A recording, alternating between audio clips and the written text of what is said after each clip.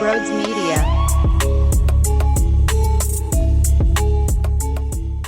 Hello, friends, family, loved ones, acquaintances, haters. How are you today? If you are new to the channel, make sure you hit that subscribe button. Join the family here. You could also smash the thumbs up as well. Maybe leave a comment.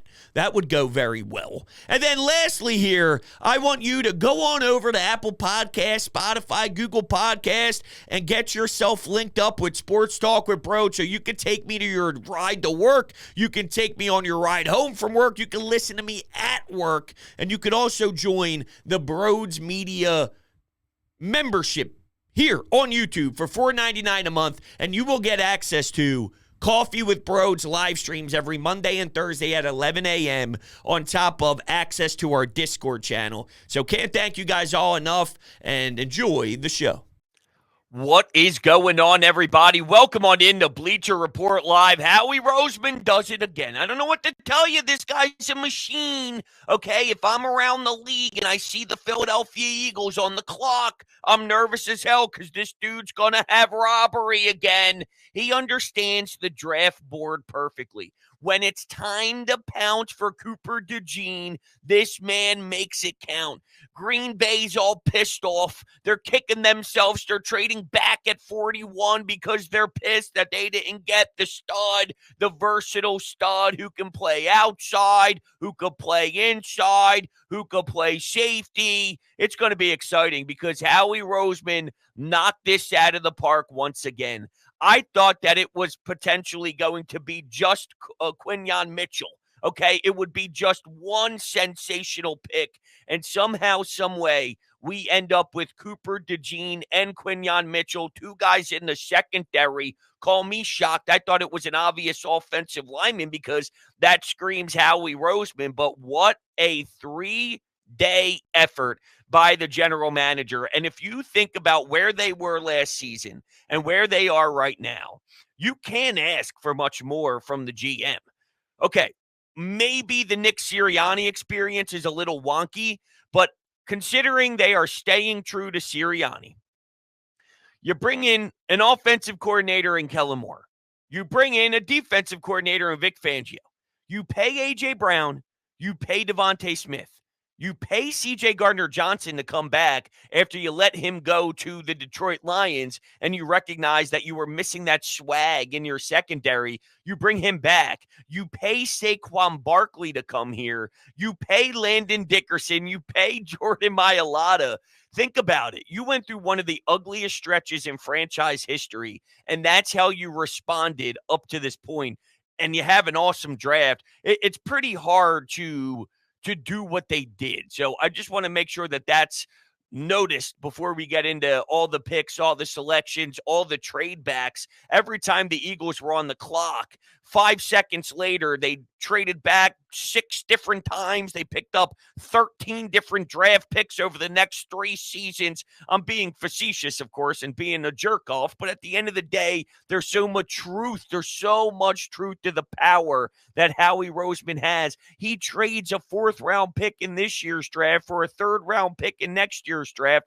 That's the savviness. That's the difference that we have here with the man upstairs sitting next to Jeffrey Lurie and all those teams that want to be the sustained success Philadelphia Eagles. They don't have this man, all right? And we live in a world where it's a salary cap league, and you can't have massive cap hits, and you can't have guys eating up $30, $40 million with your cap hit at the quarterback position, this and that. I don't even look at the money that Howie gives AJ. I don't look at the money that Howie gives Devontae Smith. And the reason why that's the case is because it's irrelevant. It doesn't matter. It's fake. You have an advantage. You get to work with a man that is a cap wizard so much that he manipulates the money, that the most important detail in any contract in the NFL is how much they're getting paid. And the guy who's in charge of that here makes it an irrelevant detail. An irrelevant detail. It's impossible to have it be as great as it is right now for Howie's standpoint. And last year was brutal. and there was a sour taste left in my mouth when the season ended. But full disclosure, to this point, you can't ask for much more when looking at a rebound. Okay, so let's get to our Bleacher Report poll of the show here. What was your favorite draft pick? What was your favorite draft pick over the weekend? I was going to ask if Howie Roseman's satisfied, but the obvious answer to that is yes. You're a dope. You're a dope if you feel that he wasn't good enough by any means. There's one pick that I go, hey, not my favorite, but who knows? Maybe we'll see this kid turn into an absolute stud. So your options are Quinyon Mitchell, Cooper DeJean, Jeremiah Trotter Jr., because what a fun story that is, or other. So let's break this puppy down. Quinyon Mitchell at 22, cornerback for Toledo. Here's what I'm all about, man. I think this kid's mental makeup is strong.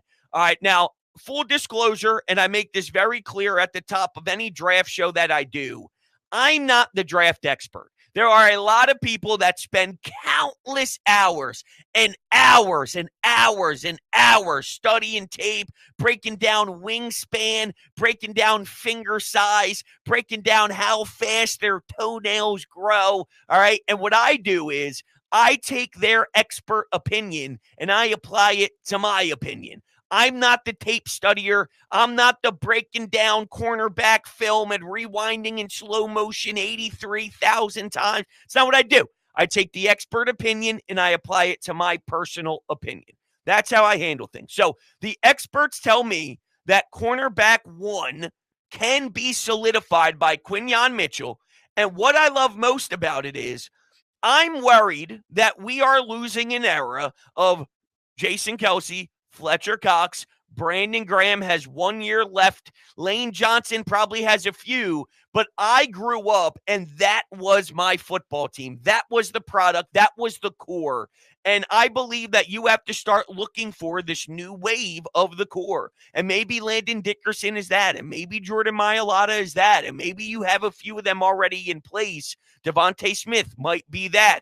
But I want to see someone on the defense, a lockdown stud that you can grow with for years to come.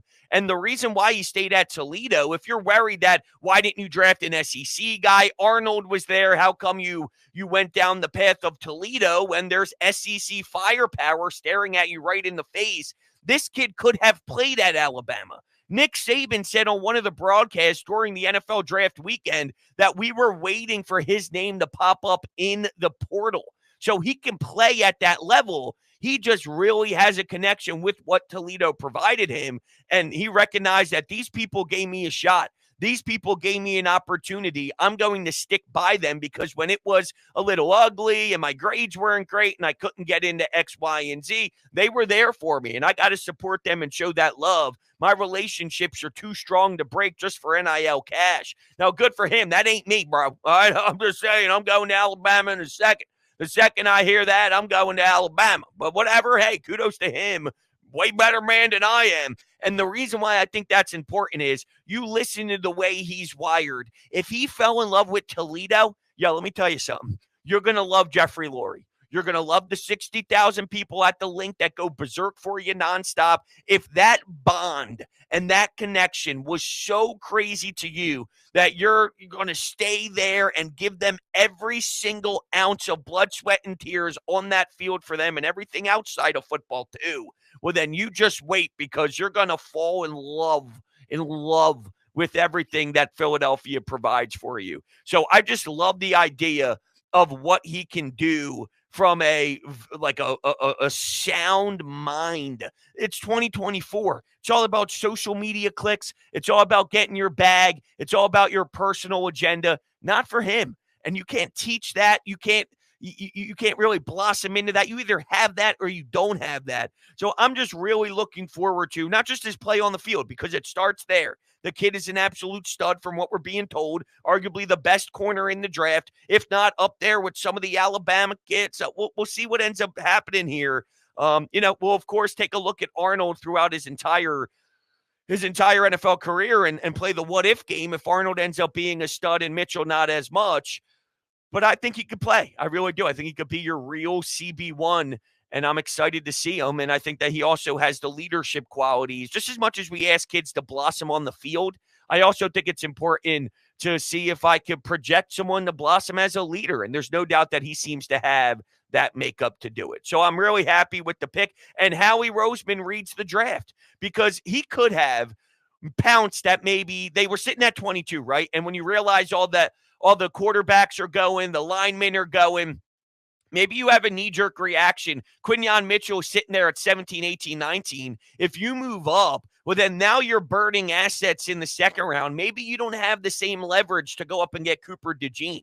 There could be a snowball effect. So give credit to Howie for not jumping too quickly, getting nervous that Mitchell might be off the board. You got to stay put. You got to let it fall in your lap. Let's play that poised, patient game. And it's all calculated risks. And you got to be right. The timing has to be perfect. The trade, the execution, the assets. I mean, there's a lot of details that go into this. And Howie did so well on day one that it set you up to go snag Cooper DeJean in round two. So let's get to that. They trade up to go get him. I heard Jeffrey Lurie, when they do those phone calls and they post it on social, I heard Jeffrey Lurie, the owner of the team, talk to Cooper DeJean and say, I lost sleep thinking about getting you today. I lost sleep thinking about getting you today. Knowing you were still on the board here in the second round, we had to go get you. Could you imagine getting that phone call? That's got to be outrageous. That's got to be insane. Look, the kid can play everywhere. If Avonte Maddox gets hurt, inside. If someone gets hurt on the outside, outside. If you need him at safety, safety. He's a Swiss Army knife. He's a football player. You could plug and play anywhere. He plays with his hair on fire. All right, he plays at 1,000. If you thought Sidney Brown was exciting, and there's no reason to knock Sidney Brown here, it's not to knock Sidney Brown, but if you enjoyed thoroughly the way that he attacks his game, then you're going to love Cooper DeJean because he's 3 times that and versatile as hell, and you can just slot him into anything, different packages. I mean, Cooper DeJean is he's a dog. He's a flat out dog. He's a dog. He's going to be exciting. I was actually surprised because I put up a Twitter poll on my personal Twitter account, which you can follow me on Twitter at Brodes81, Brodes 81. But reality is, I asked a question about who are you most excited to watch. Now, unfortunately, there's idiots out there that took this way too seriously and said, both. I can't wait to watch Mitchell and DeJean. I got you. Yeah, me too. Obviously, me too. Have a little lighthearted conversation once in a while. Oh, it doesn't have to be that serious. I love Mitchell. I love DeJean. I'm not trying to pin either one against one another. But if you're being transparent with yourself, yeah, I mean, sometimes there's a little more pop to somebody. And the Twitter poll was, who are you more excited to watch? 60% said Quinyon Mitchell. 40% said Cooper DeJean. I just feel, and if you're a hockey fan, this is a perfect description. Quinyon Mitchell might be a number 1 defenseman in the NFL. They don't do always the sexiest stuff in the world. They do the steady stuff. Good gap control, all the boring stuff, winning a puck battle in the corner, making a good pass in the defensive zone, just really sound, solid, steady defensive play. What's the word I'm looking for here? Like technically sound. I could see a world where Mitchell breaks up passes, crisp footwork, good hips, good speed, just traditionally sound, solid tape where he's consistent. It might not be making highlight reel plays. It might not be SportsCenter top 10, but it's just sound. And you need those guys. I felt Cooper DeJean was the right answer for me because Cooper DeJean's going to make the splashy plays, the unbelievable plays, the whoa plays, the wow plays. So I'm really excited to see Cooper DeJean. I'm not trying to pin either one against one another, but I'm just saying that was my thought process with my personal poll. And then here on the Bleacher Report poll, let's get an update on our standings here. What was your favorite draft pick? Quinyon Mitchell leading the way at 47%. I'm surprised by that. I just thought Cooper DeJean, because of his personality, would be the selection. So Quinyon Mitchell, number 1, gets the votes here at 47%. Cooper DeJean in second place with 33%. Jeremiah Trotter Jr. only at 18%. I thought the fan love would boost that up, and then 2% sitting at other. I wonder who other is going to be. Maybe it's their third-round pick. Let's get to their third-round pick. All right, so Jalix Hunt. He played at a school nobody ever heard of. He was a safety at Cornell before transferring to the school nobody ever heard of, and he transformed into a defensive end. Here's my worry. I don't trust Howie Roseman as a project guy. That doesn't seem to be his strong suit. Hey, go get yourself Devontae Smith. Hey, go get yourself Jalen Carter. When it comes to a prospect feel, not Howie's strongest position. With that said, there were a lot of reports that maybe this was an influence pick by Vic Fangio. Maybe he does have that touch. Maybe Vic Fangio has the project feel, has the project vibe, has the ability to see someone with the skill set and put his hands on him to make him work very well. I don't like a third-round project, though. Maybe I'm scarred by the Davion Taylor lifestyle because he couldn't play on certain days due to his religion, and they thought he was athletic, but he still had to really learn the position. You had to teach the sense of feel, understand the field, know where to go. He didn't have that instinct. He didn't have that killer mentality. So I'm just curious on if that is going to work. Now, somebody brings up in the chat here, Jordan Mailata was one, and that's very fair. Absolutely. That's a good point, Jason. But that's Jeff Stoutland. If Jeff Stoutland got his hand, that's why when you go to the sixth round or the fifth round, Dillick McMahon from NC State, he's a center. O-lineman from Michigan, Trevor Keegan in the fifth round. Hey, if it's a Jeff Stoutland guy, then I got no issue with it. If it's someone who's going to be working on the offensive line, their track record speaks high volumes, that I'll give Jeff Stoutland that opportunity to work with some of these studs. So it's a fair point, but I don't know if I necessarily trust other positions outside of offense. And it's not impossible. I mean, this kid could blossom into something. He's got this raw natural ability. He's got this crazy athleticism, but some of his tape shows that he's a man against boys. But I think that's more of a product of, it looked like he was 35 years old, manhandling a 14-year-old football league. We'll see. We'll see. We'll see what ends up happening here. It's just not my favorite. The way I view it, and I'm not talking statistically, meaning round one, X percent of players hit, round two, X percent of players work out. I'm not talking about the legitimate statistics. I'm telling you about my approach as a fan watching Howie Roseman and what I deem is the expectations is got to hit in the first round, got to hit in the second round, and that third round still has tremendous pop. Once you get the fourth, fifth, sixth, things of that nature, take your flyers. Less about position, more about maybe high volume, a lot of darts to throw at the dartboard, or it's about ceiling. Maybe you're already stacked in one position, but the person who's available in the fifth round, that ceiling at the position you're already stacked with your roster is a higher ceiling than the position you need at defensive line. You don't just take the defensive lineman. Go for the higher ceiling guy. You take your shots. You take your attempts. You take sort of your flyers in the fourth, fifth, sixth, seventh round. Okay, we'll see what happens. But third, I still want to try and attack a real player in the third. That's just my personal opinion on it. But I'm not ruling him out of being a good player. That's just not Howie's strong suit. So let's get to the fourth round because I believe this kid's going to be serious. Will Shipley, and maybe that's the other that people are discussing. Maybe other in the poll question here on Bleacher Report is where people go. Will Shipley's going to be a factor.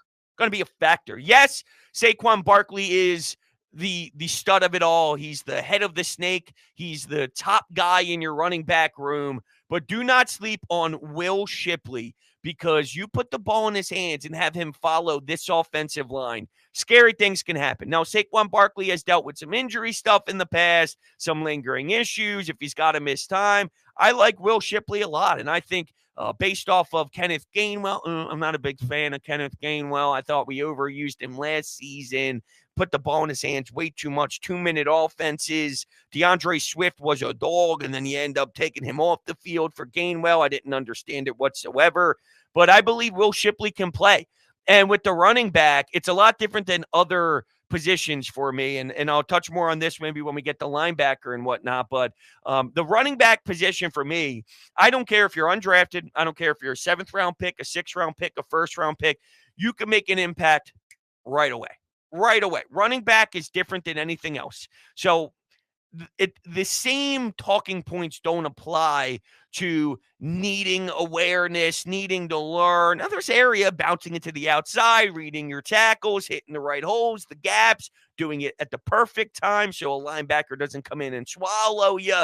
I mean, there's still technique to it at this level that's different from the college game, but I do think it's the easiest transition. So no matter where you're drafted, if I think you could play, then it's more of an instant gratification type of thing for me. And I expect Will Shipley to make an impact. I really do. Not anything overwhelming, but I think he can make an impact right away. And that's not necessarily the case for every position.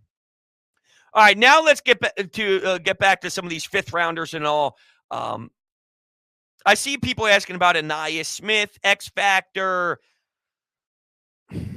He's a wide receiver from A&M. Gadget type, line him up in the slot, get the ball in his hands. It's a long shot for these guys. Look, you have A.J. Brown, Devontae Smith, Dallas Goedert, Saquon Barkley, Jalen Hurts. You got guys like Devontae Parker and some others who have NFL experience battling for a 3rd wide receiver spot. They drafted Johnny Wilson from Florida State in the 6th round, who's a 6'6" frame, very big guy. The reason why I think Jeremiah Trotter has an opportunity is because they don't value the linebacker position. I want Jeremiah Trotter to be Jeremiah Trotter Jr. I don't want us to put these crazy thoughts and pressure on him. We did that with Kayvon Wallace, and unfortunately, not always just because, or not only just because we put the pressure on him. Maybe he just wasn't good enough at the same time, but safety, Clemson, Kayvon Wallace. Oh, Brian Dawkins. This guy could be the next Brian Dawkins. That's a very, very hard type of label to put on somebody, right? So I don't like that. And I don't want people to do that with Jeremiah Trotter Jr. But there is an opportunity because Devin White got benched last season. Nakobe Dean is not a known commodity. He's not a wide receiver. If Jeremy Trotter Jr. was a wide receiver trying to fight for some time for your 3rd wide receiver position, and you have to outwork an A.J. Brown and Devontae Smith. It's not happening. It's not happening. So some of these gadget type guys, Ainias Smith or Johnny Wilson, I don't have as much faith, or I'm not putting as much stock into them. They got a lot to prove to me before they really start popping on my radar. That's just where I'm at personally with it.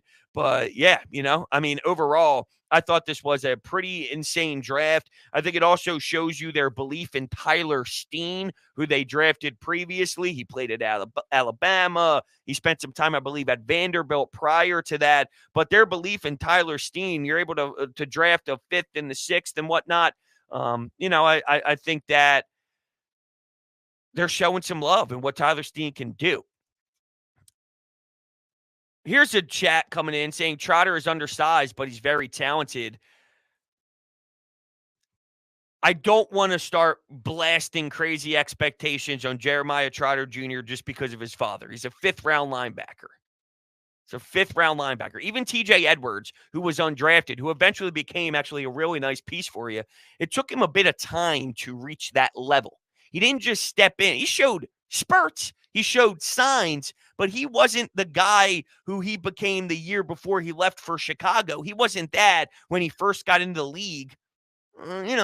And I don't feel good about Nakobe Dean. And Nakobe Dean isn't necessarily the biggest guy in the world. So if I don't feel good about Nakobe Dean due to his size and whatnot, sure, he's got good instincts. He knows how to play the linebacker position. Well, that's what they're saying about Jeremiah Trotter Jr. So we'll see. I'm not ruling any of these guys out. Nakobe Dean could still be very good. Jeremiah Trotter Jr. could be very good, but he's got flaws in his game, and we can't just expect him to be this. He's not a true starting linebacker day one.